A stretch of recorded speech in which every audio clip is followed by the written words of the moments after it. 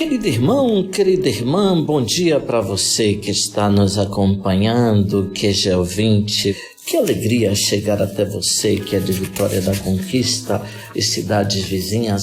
Deus abençoe este domingo que comemora a ressurreição de nosso Senhor Jesus Cristo. Eu sou Dom Josafá Menezes da Silva, arcebispo metropolitano aqui em Vitória da Conquista, chegando até você e vamos refletir os textos da liturgia da palavra deste 28º domingo do tempo comum. Hoje são 9 de outubro de 2022. Escutemos o Evangelho. Nós temos hoje Lucas capítulo 17, versículos do 11 ao 19. Aconteceu que, caminhando para Jerusalém, Jesus passava entre a Samaria e a Galileia. Quando estava para entrar num povoado, 10 leprosos vieram ao seu encontro, pararam à distância e gritaram: Jesus, mestre, tem compaixão de nós. Ao vê-los, Jesus disse: Ide apresentar-vos aos sacerdotes. Enquanto caminhavam, aconteceu que ficaram curados. Um deles, ao perceber que estava curado, voltou, glorificando a Deus em alta voz. Atirou-se aos pés de Jesus, com o rosto por terra, e lhe agradeceu. E este era um samaritano. Então Jesus lhe perguntou: Não foram 10 os curados, e os outros 9 onde estão? Não houve quem voltasse para dar glória a Deus, a não ser este estrangeiro? E disse-lhe: Levanta-te e vai. Tua fé te salvou. Antes de comentarmos o Evangelho de hoje, recordemos as leituras dos Evangelhos que fizemos nos domingos anteriores. Recordemos, por exemplo, as parábolas da misericórdia, a ovelha perdida, a moeda perdida e o filho pródigo. Lembramos também o rico esbanjador e o pobre Lázaro. Domingo passado, a pergunta dos discípulos: Senhor, aumenta-nos a fé. E a resposta de Jesus: se tivesses fé como um grão de mostarda, podias dizer a esta moreira: arranca-te e planta-te no mar. Então, ouvinte, depois de capítulos dedicados exclusivamente ao ensinamento em ditos e palavras, Lucas apresenta uma narração de cura. Vejamos o texto nos seus detalhes. Aconteceu que, caminhando para Jerusalém, Jesus passava entre a Samaria e a Galileia. Depois de tantas idas e vindas, o Evangelho de Lucas retoma mais explicitamente o tema da viagem e a destinação obrigatória do percurso de Jesus, que é a cidade santa, Jerusalém. É como se o autor quisesse dizer que o percurso está se desenvolvendo e que estamos nos aproximando de sua fase final. Nessa fase se conflitam os fariseus e a manifestação do amor messiânico de Jesus. O encontro com os leprosos acontece num povoado nos confins entre a Galileia e a Samaria. Veja, ouvinte, como podemos compreender essa notícia. Os leprosos não podiam aproximar-se dos povoados e dos lugares onde as pessoas residiam porque eram considerados impuros. Todas as doenças eram consideradas um castigo de Deus pelos pecados, mas a lepra era o símbolo maior do pecado. Deus se servia, diziam os antigos, da lepra para atingir os invejosos, os arrogantes, os ladrões, os homicidas, os que faziam falsos juramentos e os incestuosos. No tempo de Jesus se dizia ainda que 4 categorias de pessoas eram equiparadas a um morto: o pobre, o leproso, o cego e a pessoa que não tinha filhos. A lepra, então, era uma doença que a sociedade antiga não conseguia debelar e, por isso, procurava isolar. A cura de um leproso, então, era um milagre comparado à ressurreição de um morto. Somente o Senhor podia realizar. Antes, porém, os leprosos deveriam, portanto, expurgar as culpas que tinham, então, cometido e provocado a doença. Quando estava para entrar num povoado, 10 leprosos vieram ao seu encontro, pararam à distância e gritaram: Jesus, mestre, tem compaixão de nós. Os leprosos se sentiam, portanto, excluídos pelos seres humanos e também excluídos por Deus. Então o texto diz que eles se mantêm distantes e, daquela posição de distância, lança um grito: Jesus, mestre, tem compaixão de nós. Os leprosos chamam Jesus de mestre sem ter podido escutar nenhum ensinamento do Nazareno, porque eram excluídos de todas as aglomerações humanas. Eles certamente estavam repetindo um título que era comum entre as multidões. O carpinteiro de Nazaré tinha então passado a ter a alta consideração de mestre, título dado aos doutores da lei. Observemos ainda que os leprosos não pedem a cura, mas somente que Jesus tenha compaixão de todos eles e manifeste a ternura divina para com eles que estavam numa situação desesperadora. Ao dizer Jesus, mestre, tem compaixão de nós, eles poderiam também esperar de Jesus uma pequena esmola, como era o costume naquela época. No entanto, o que nós vemos é uma manifestação misericórdia de Jesus que purifica completamente o corpo e a alma dos 10 leprosos. O grito Jesus, mestre, tem compaixão de nós, lançado pelos 10 leprosos, é como se fosse uma oração em coro que uma assembleia litúrgica eleva a Deus.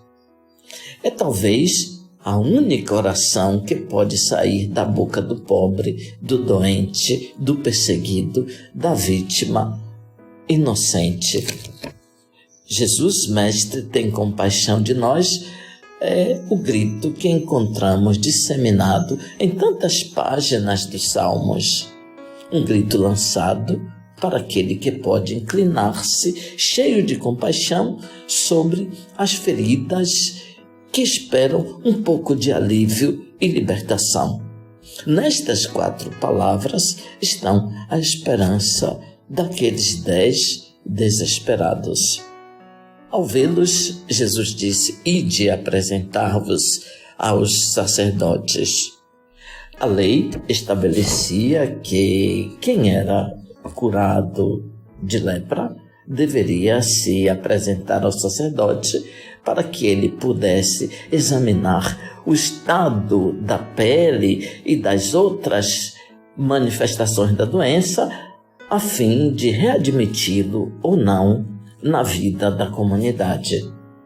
Acontece com os 10 leprosos o mesmo que a primeira leitura narrou em relação a Naamã. Eliseu não veio recepcioná-lo.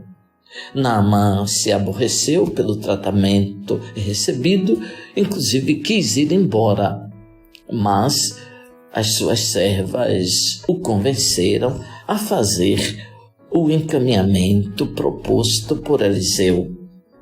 Os 10 leprosos, ao contrário, no texto de hoje, foram disponíveis e prontamente se dispuseram a ir até o sacerdote como se intuíssem que algo iria acontecer. E, de fato, a cura se verificou enquanto eles caminhavam. Vendo-se curado, um deles retornou e, lançando-se aos pés de Jesus, agradeceu pela cura recebida. A narração tem presente as leis da psicologia humana. Quase sempre, quando uma pessoa recebe de improviso uma graça inesperada, um milagre que não estava nos planos, a pessoa se vê assaltada pela alegria que não pensa mais nas dificuldades e nem mesmo em quem lhe ajudou a superar aquela situação desafiadora. A gratidão pode reaparecer num segundo momento. É possível que, no caso dos personagens deste episódio, os 9 leprosos poderiam ter retornado depois, mas o narrador não anota esse repensamento. Diz somente que um retornou, e era um samaritano. De novo, um samaritano volta a receber a atenção de Jesus. Reage de maneira mais bondosa do que os galileus, como aconteceu na famosa descida entre Jerusalém e Jericó, quando, diante de um homem encontrado quase morto, o samaritano dá lição de caridade a 2 oficiais do templo, o levita e o sacerdote. Essa observação deveria soar muito dura para o judeu cumpridor das leis, mas pode ser também uma crítica ao cristão que se pensava mais próximo de Deus e muito separado dos pecadores. Os outros 9 não é que são ruins. Talvez não se deram conta tão rapidamente da novidade, continuaram a seguir os caminhos tradicionais. Talvez foram primeiro ao sacerdote para que ele constatasse e, quem sabe, depois poderiam retornar para agradecer. A diferença dos outros 9, que, mesmo crendo, obtiveram a cura, o que retornou manifestou uma fé que salva, uma fé que não se detém no dom recebido, mas sabe alcançar o doador daquele dom para abrir-se a ele num acolhimento de ação de graças. É somente essa fé que permite um verdadeiro encontro com Jesus, um face a face com aquele que é a manifestação do amor do Pai. Então Jesus lhe perguntou: não foram 10 os curados? E os outros 9, onde estão? Não houve quem voltasse para dar glória a Deus, a não ser este estrangeiro?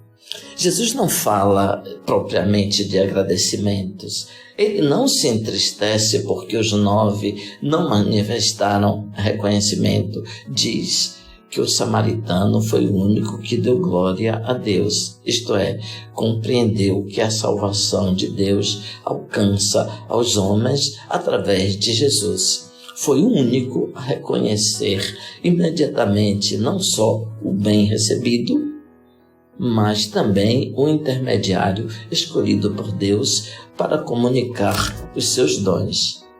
Quis proclamar diante de todos o seu reconhecimento e a sua descoberta. Jesus fica surpreso que as pessoas do povo de Israel, habituadas a ler as Escrituras e os profetas, sejam precedidas por um samaritano no reconhecimento do Messias. O fato da cura dos 10 leprosos é relido por Lucas como uma parábola uma imagem do que acontecia no seu tempo. Os heréticos, os pagãos, os pecadores foram os primeiros a reconhecer em Jesus o mediador da salvação. Nós também podemos compreender as coisas assim. Nós estamos convencidos que, quando Jesus caminhava ao longo das estradas da Palestina, quando as pessoas se aproximavam dele, o tocavam, gritavam, ele prestava toda a atenção do mundo, dispensando carinho e também realizando muitos milagres. Mas agora que Jesus não é mais visivelmente visto neste mundo, agora que está distante, como se manifestou aos 10 leprosos, ele inclina os ouvidos para nos escutar e se compadece de nossa lepra. A resposta que o Evangelho de hoje dá é que não existe distância que possa impedir as nossas orações de alcançar os ouvidos e o coração de Jesus. Basta confiar e Ele nos dirá: também a tua fé te salvou. Ao vê-los, Jesus disse: ide apresentar-vos aos sacerdotes. Antes de tocar neles, são convidados a partir para ter o encontro com os sacerdotes. Significa que partem antes da cura efetivamente acontecer, porque os sacerdotes tinham a função de reconhecer e confirmar o milagre realizado. Jesus faz somente uma promessa de cura. Será a confiança incondicionada a tornar possível a realização da promessa. O milagre acontece onde se manifesta uma fé assim, incondicionada, ou pelo menos um pouco de fé, como nos disse o Evangelho do domingo passado. Deus não nos salva uma única vez. Deus é fonte de salvação e de vida. É preciso retornar algumas vezes à mesma fonte. Além disso, agradecer é receber a parte melhor da graça, porque a graça não é somente um benefício material, mas um gesto que nasce do amor. Quando se retorna e se restabelece uma relação pessoal entre quem doa o amor e quem recebe, no fundo, nós estamos buscando aquele amor que está no coração e na vida de Jesus de Nazaré, e buscar um encontro com esse amor. E nesse amor nós encontramos a salvação e a vida. O Senhor esteja convosco, Ele está no meio de nós. Abençoe-vos Deus Todo-Poderoso, Pai, Filho, Espírito Santo. Amém. Ouvinte, louvado seja nosso Senhor Jesus Cristo, para sempre seja louvado.